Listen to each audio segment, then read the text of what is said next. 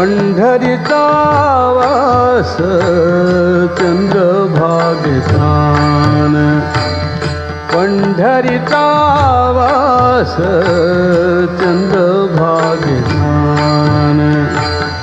आणिक दर्शन, आणिक दर्शन विठोबा दे. नमस्कार. सी प्रेस न्यूज डिजिटल मराठीच्या सर्व प्रेक्षकांना आषाढी एकादशीच्या हार्दिक शुभेच्छा. पुंडलिक वरदे हरी विठ्ठल श्री ज्ञानदेव तुकाराम पंढरीनाथ महाराज की जय. प्रेक्षकांनो, आषाढी एकादशी म्हटली की आपल्या डोळ्यांसमोर उभी राहते ती पंढरीची वारी, टाळ मृदुंगांचा गजर आणि विठ्ठल भक्तीत तल्लीन झालेले वारकरी.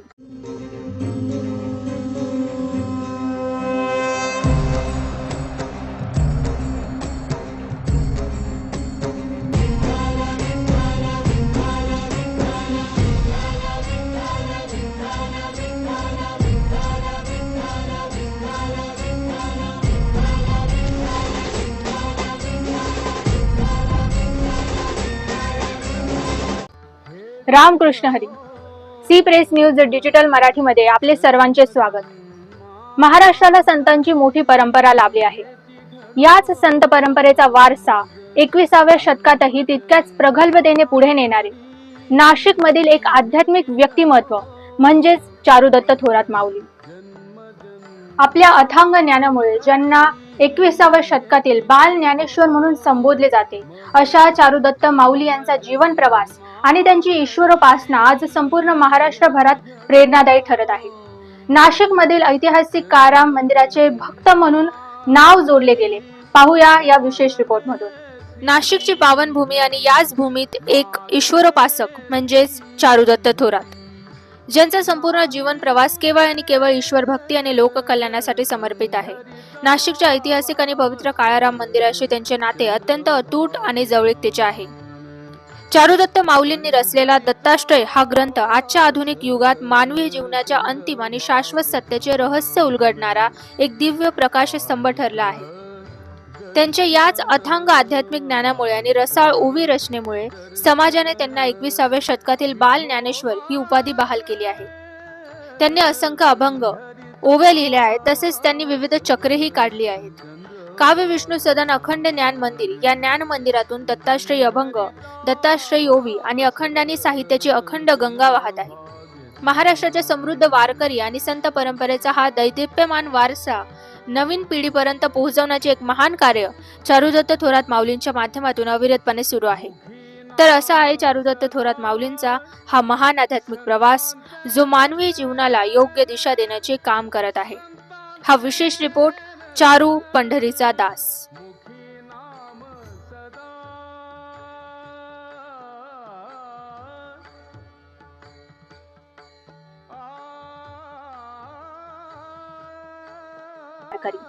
आज याच पवित्र पर्वावर नाशिकच्या पावनभूमीतून महाराष्ट्राला विठ्ठल भक्तीचा आणि संत परंपरेचा संदेश देणारे एक महान व्यक्तिमत्व आज आपल्या सोबत स्टुडिओमध्ये उपस्थित आहेत, ज्यांना समाज 21व्या शतकातील बाल ज्ञानेश्वर म्हणून संबोधतो आणि जे स्वतःला विठ्ठल चरणी समर्पित करून घेता असे आदरणीय ऐतिहासिक काळाराम मंदिराचे भक्त चारुदत्त थोरात माऊली.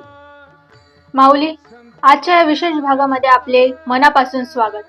आज आपण त्यांच्याशी संवाद साधणार आहोत एका विशेष संकल्पनेवर, ज्याचे नाव आहे चारू पंढरीचा दास. माऊली, आजच्या आषाढी एकादशीच्या या विशेष कार्यक्रमाची सुरुवात आपण एका सुंदर अभंगाने करावी.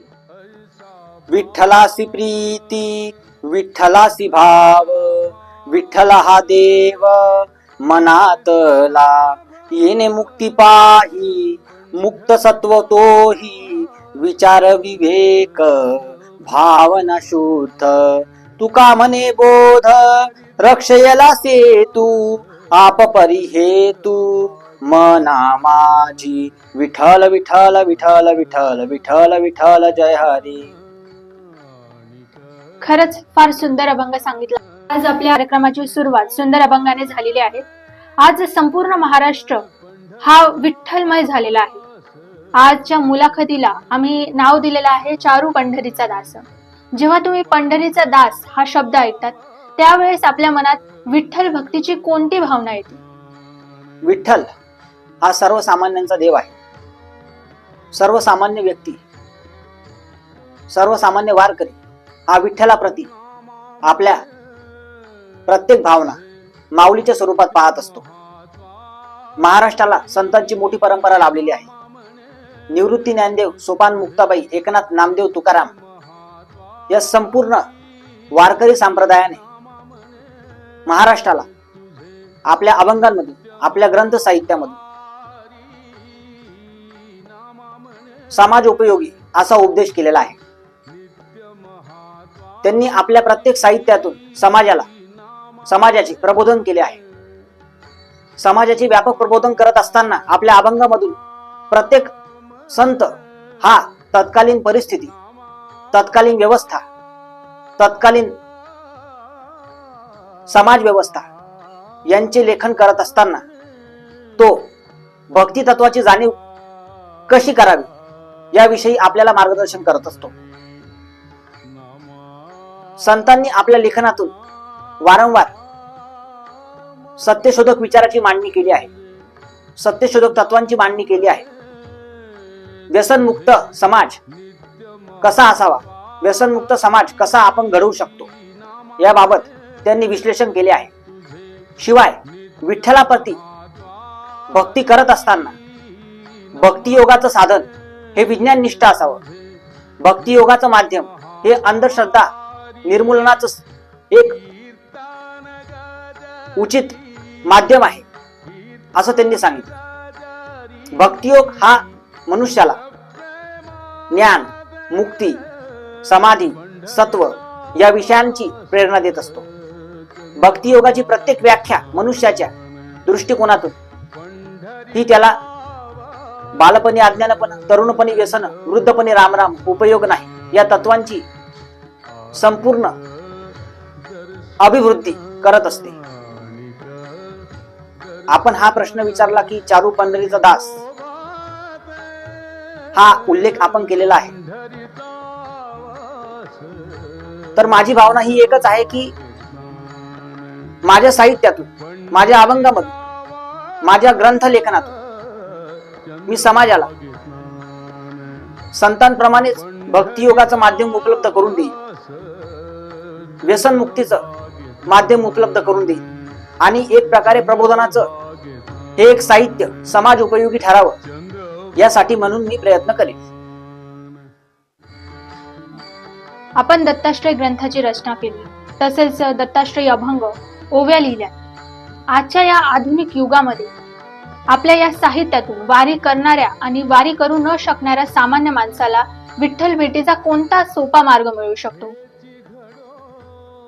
माझे जे दत्ताश्रय साहित्य आहे ते अखंड ज्ञानयोग ही व्याख्या निर्देशित करते. अखंड ज्ञानयोगाची व्याख्या ही मनुष्याला विवेकनिष्ठ, बुद्धी प्रगल्भ आणि विचार प्रवर्तक अशा दृष्टिकोनातून बुद्धी प्रामाण्यवादाशी एकनिष्ठ करते. विचार आणि त्याची प्रत्येक अवस्था, प्रत्येक अवस्थेचं मर्म, प्रत्येक अवस्थेची दिशा ही मनुष्याला एका प्रगत अशा विकासशील दृष्टिकोनातून सातत्याने चिकित्सापूर्ण पद्धतीतून संशोधनीय अशा दृष्टीने साध्य करता येते. मी जे अभंग लिहिलेले आहेत तर त्या अभंगामधून मी समाजाला हेच मार्गदर्शन करू इच्छितो की आपल्या अभंगांमध्ये वेगवेगळ्या प्रकारचे अभंग आहे, कर्मयोगाशी निगडीत असे अभंग आहे, ध्यानयोगाशी निगडीत असे अभंग आहे, ध्यान योगाशी निगडीत असे अभंग आहे, किंवा वेगवेगळ्या प्रकारचे साहित्य आहे, ग्रंथ साहित्य आहे, चक्रवाङ्मय म्हणजे 500 पेक्षा जास्त ग्रंथ आहे आपले लिहिलेले, 700 पेक्षा अधिक चक्र आहे उपलब्ध, आणि त्याहून पलीकडे कथा, कादंबरी या स्वरूपात सुद्धा मी लिखाण केलेलं आहे. तर त्यामुळे या सर्व साहित्यातून मी समाजाला हाच संदेश देऊ इच्छितो की ज्ञानमार्ग हा व्यक्तीने आपल्या बुद्धिप्रेरित जीवनातून आत्मसात करायचा असतो. व्यक्ती जर ज्ञानशील असेल तर तो या सर्व ग्रंथ साहित्यातून उचित असं मार्गदर्शन घेऊ शकतो. आपण जो प्रश्न विचारला की समाजाने आता भक्ती मार्ग कसा स्वीकारावा, तर मी हेच सांगतो की भक्ती मार्ग हा एक व्यापक मार्ग आहे. शास्त्रामध्ये भक्ती मार्गाची अशी कुठली एक सविशिष्ट व्याख्या नाही. भक्ती मार्ग हा व्यक्ती सापेक्ष आहे. प्रत्येक व्यक्ती आपल्या ईश्वराकडे साकार, निराकार, शुद्ध अहम किंवा वेगवेगळ्या दृष्टीतून आपल्या ईश्वराशी एकनिष्ठ होऊ शकतो. ईश्वर हा बुद्धी प्रगल्भ आहे. ईश्वर हा व्यापक आहे. ईश्वराची भक्ती ही मनुष्याच्या जीविताला एक प्रेरणा देण्याचे काम करत असते. विठ्ठल ही एक स्फूर्ती आहे. विठ्ठल हा जनसामान्यांचा देव आहे आणि प्रत्येक संताने आपल्या अभंग साहित्यातून, मग ते 12वं शतक असो, मग ते 16वं शतक असो किंवा 21वं शतक असो, प्रत्येक तत्कालीन व्यवस्था, प्रत्येक तत्कालीन समाज हा भक्ती संप्रदायाशी एकनिष्ठ आहे. वारकरी संप्रदाय हा भक्ती मार्गाची जाणीव करून देण्यात एक महत्वाची भूमिका बजावतो. भक्ती मार्ग हा व्यापक दृष्टिकोनातून असला तरी त्याची व्याप्ती ही अनन्यसाधारण आहे. विठ्ठल हा केवळ देव नाही, विठ्ठल हा केवळ ईश्वर नाही, तर ती जनसामान्यात रुजलेली एक अभिव्यक्ती आहे, एक संत तत्वाची अभिव्यक्ती आहे. आणि याचं अंतिम कार्य हे प्रबोधन आहे, कीर्तन आहे, प्रवचन आहे. कीर्तन, प्रवचन, लेखनातून किंवा ग्रंथ साहित्यातून समाज हा भक्ती मार्गाकडे एकनिष्ठ होऊ शकतो असं मला वाटतं. आज लाखो वारकरी पंढरपुरात माऊलींच्या चरणी लीन झाले आहेत. आज आषाढी एकादशी निमित्त आज आपण सी प्रेस न्यूज डिजिटल मराठीच्या माध्यमातून संपूर्ण महाराष्ट्राला आणि आजच्या तरुण पिढीला काय संदेश द्याल? ईश्वर हा प्रत्येक जीवाला सम्यक तत्वाचे मार्गदर्शन करत असतो. सम्यक तत्व हे मनुष्याला समाधीच्या प्रत्येक अवस्थेशी एकनिष्ठ करण्यास भूमिका बजावत असते. ध्यान मार्ग म्हणजेच मेडिटेशन हा सत्य प्राप्तीच्या मार्गासाठी भक्ती मार्गात एक महत्वाचा भाग मानला आहे. विश्वप्रसिद्ध ऐतिहासिक काळाराम मंदिराला ऐतिहासिक आणि पौराणिक पार्श्वभूमी लाभलेली आहे. अगदी त्याचप्रमाणे पंढरपूरला देखील ऐतिहासिक आणि पौराणिक पार्श्वभूमी लाभलेली आहे. सत्यशोधक संत परंपरेमध्ये निवृत्ती ज्ञानदेव, सोपान मुक्ताबाई, एकनाथ नामदेव तुकाराम या संपूर्ण संतांनी समाज प्रबोधनाचे, व्यसन मुक्तीचे आणि अंधश्रद्धा निर्मूलनाचे विविध अभंग लिहून समाजाला आणि तत्कालीन व्यवस्थेला एक समाज उपयोगी मार्गदर्शन केले आहे. या प्रत्येक अभंगामधून समाज हा कसा जागृत होईल, समाज हा कसा भक्ती मार्गाकडे एका विज्ञान दृष्टिकोनातून पाहू लागेल आणि तो कसा भक्ती प्रेरित होऊन, तत्वज्ञान प्रेरित होऊन, ज्ञानयोग प्रेरित होऊन तो समाजाला एक दिशा देऊ शकेल, याचे आव्हान प्रत्येक संतांनी, प्रत्येक समाज सुधारकांनी केले आहे. आपण जो प्रश्न विचारला की आता युवकांना या महाराष्ट्राच्या संत परंपरेमधून आपण कोणतं मार्गदर्शन करावं,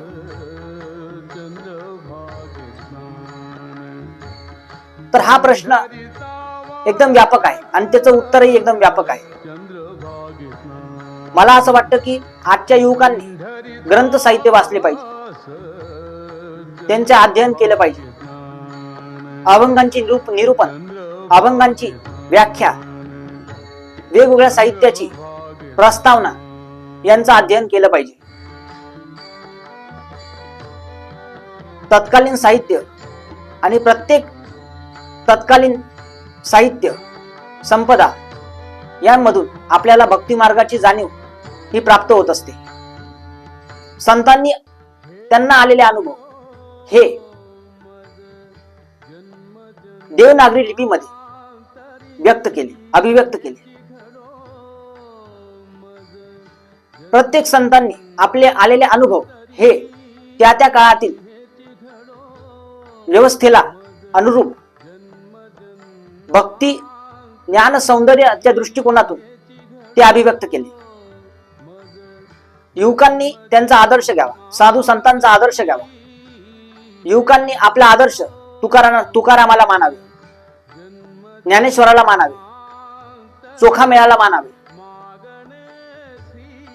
संतांचा आदर्श घेतला तर निश्चितपणे एक व्यापक दृष्टिकोन समाजात प्रस्थापित होईल आणि महाराष्ट्राची जी परंपरा आहे, महाराष्ट्राची जी सांस्कृतिक परंपरा आहे, सांस्कृतिक पिढी आहे, ती निश्चितपणे एक व्यापक दृष्टिकोनातून प्रवाहित होईल असं मला वाटते. सी प्रेस न्यूजच्या प्रत्येक प्रेक्षकांना मी हेच सांगतो की आपण संतांचं अनुकरण करावे, संतांचे ग्रंथ वाचावे, साधू संतांचे ग्रंथ वाचावे, दत्ताश्रय तत्वज्ञानाचे ग्रंथ वाचावे, अभंग वाचावे आणि यातून एक जगाला हेवा वाटेल असा अभ्यासयुक्त व्यसनमुक्त महाराष्ट्र घडवावा असं मला वाटतं. स्थिते क दृष्टी बोधपर्य ध्यान आप परते ज्ञान पांडुरंगा चित्तरूपी दशा आप परिबोध आप परत्वे ज्ञान पांडुरंगा काया बोध सेवी दृश्य मैत्री बोधोनी स्वीकृत पांडुरंगा तुका मने भाव अनंताची देव बोधरूपिक स्वभाव पांडुरंगा पांडुरंग पांडुरंग पांडुरंग पांडुरंग. आज आषाढी एकादशीच्या पवित्र दिवशी आपण सी प्रेस न्यूज डिजिटल मराठीवर आलात आणि चारू पंढरीचा दास या संकल्पनेतून विठ्ठल भक्तीचा इतका सुंदर संदेश आपण आपल्या महाराष्ट्रातील जनतेला दिला, याबद्दल आपले खूप खूप धन्यवाद. तुर्तास इथेच थांबतो. पाहत राहा C press news digital Marathi.